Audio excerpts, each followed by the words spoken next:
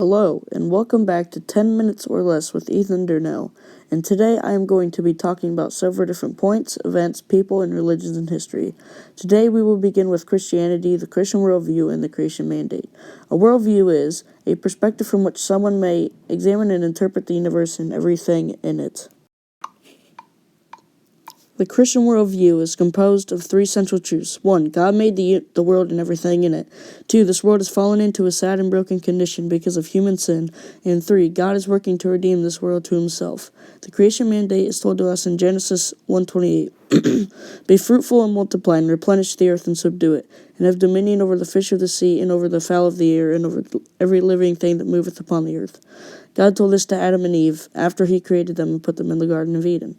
Next up, we will be talking about monarchy and tyranny.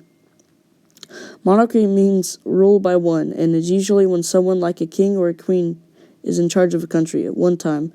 After the U.S. was founded, when they were trying to find a leader of the U.S., a lot of Americans wanted to return to monarchy and make General George Washington King of America. But this didn't happen, and George Washington was made President of the United States. Next up is tyranny, which usually happens due to the dissatisfaction and unrest of the lower classes. In tyranny, there is a tyrant who runs the whole country and has central control of the government. Most of the famous tyrants are Caligula, Genghis Khan, Ivan IV, Joseph Stalin, Pol Pot, Kim Jong-il, and Adolf Hitler. Our next subject will be about the founding of Rome and Romulus and Remus. Romulus and Remus are brothers and supposedly the founders of Rome. They were deserted by their parents in a basket and sent on a river. They were found by a wolf mother who raised them. Later on, they started to build Rome, and Romulus got mad at Remus and killed him. Romulus then finished the building of the city and named it Rome after himself. Next, we have the Quran, which is the central religious text of Islam, which Muslims believe to be a revelation from God. Muslims believe the Quran was verbally revealed by God to Muhammad through the angel Gabriel. Next up, I'm going to be talking about the 5 pillars of Islam. The 5 pillars of Islam are Shahada, Salat, Zakat, Psalm, and Hajj.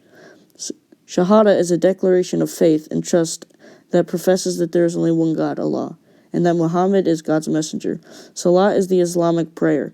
Salat consists of 5 daily prayers according to the Sunnah. Zakat is the practice of charitable giving based on accumulated wealth. Psalm is 3 different types of fasting.